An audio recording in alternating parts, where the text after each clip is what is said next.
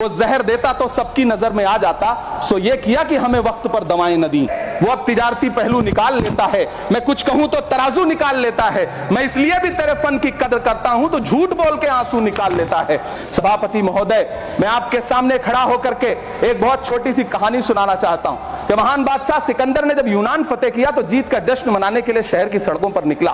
तो उसने देखा कि पूरा शहर तो जश्न मना रहा है, एक फकीर सड़क के किनारे चादर तान के सो रहा है। सिकंदर को गुस्सा आया, घोड़े से उतरा, उस फकीर के पास गया और उसे सोता देख करके उसे जोर की एक लात मारी और लात मार के कहा कि क्यों रे फकीर, मैंने यूनान फतेह कर लिया, लोग जश्न मना रहे हैं और तू सो रहा है। उस फकीर ने उन्नीदी आंखों से सिकंदर को देखा और देख करके कहा कि शहर जीतना बादशाहों का काम है, लेकिन लात मारना तो गधे का काम है।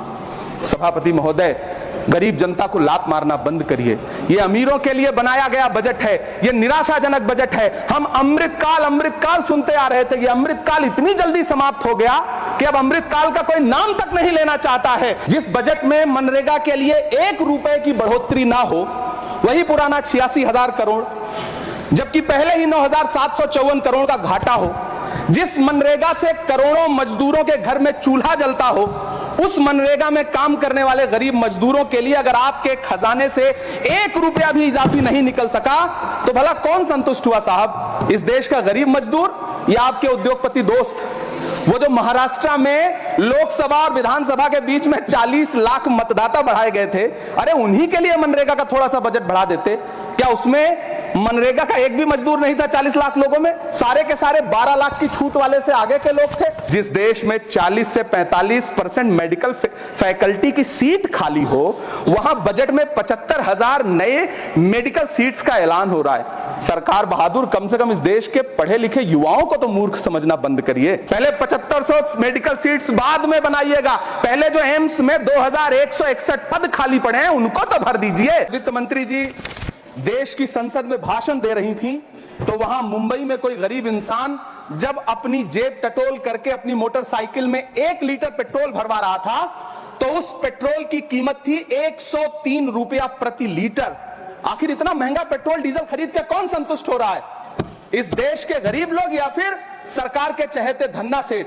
सभापति महोदय, वित्त मंत्री जी इस बजट को मध्यम वर्ग को संतुष्ट करने वाला बजट बता रही हैं।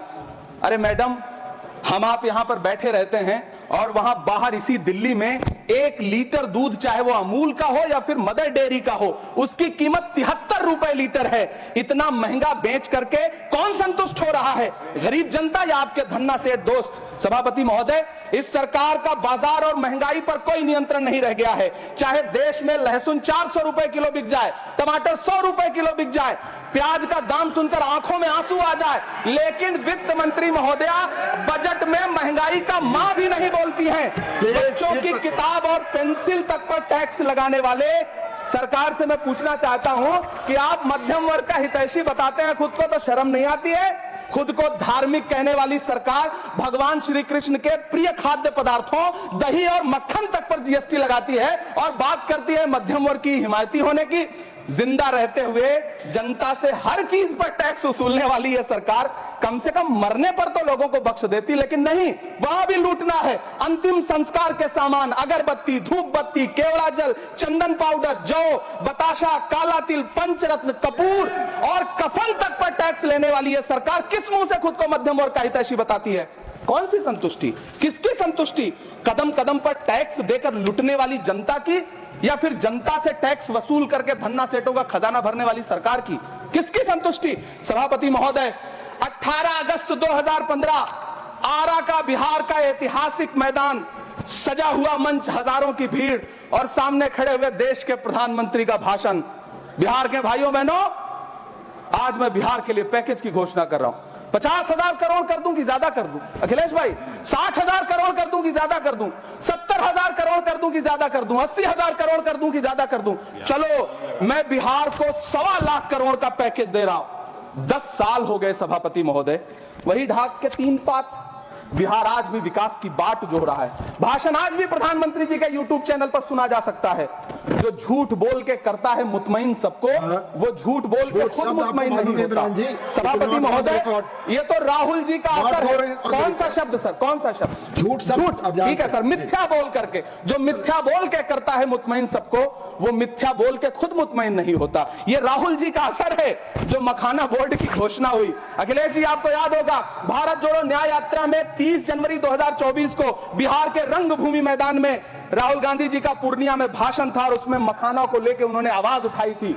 यह उनका असर है कि आपको मखाना बोर्ड बनाना पड़ा, वरना तो आप मखाना बोर्ड बनाने वाले लोग हैं। सभापति महोदय, बिहार को झूठे पैकेज और चुनावी दिलासे देना बंद करिए।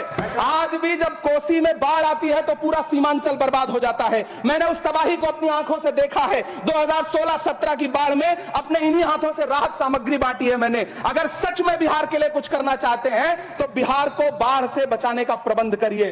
पूर्णिया एयरपोर्ट 10 साल से बाट जो रहा है, घोषणा 2014 में हुई, बन के आज तक तैयार नहीं हुआ। अलीगढ़ मुस्लिम विश्वविद्यालय का किशनगंज सेंटर बजट के अभाव में दम तोड़ता जा रहा है। मैंने पिछले बजट सत्र में भी आवाज उठाई थी। आज फिर वित्त मंत्री जी से अनुरोध करना चाहता हूं, दामन फैला करके, कि अलीगढ़ मुस्लिम विश्वविद्यालय का किशनगंज सेंटर बन जाने दीजिए। आखिर कौन सी नफरत है? यह मुल्क हमारा भी है, इस मुल्क की मिट्टी में हमारा भी खून पसीना शामिल है। हमसे इतनी भी क्या नफरत? रिश्तों की ये नाजुक डोरें तोड़ी थोड़ी जाती हैं। अपनी आंखें दुखती हो तो फोड़ी थोड़ी जाती हैं।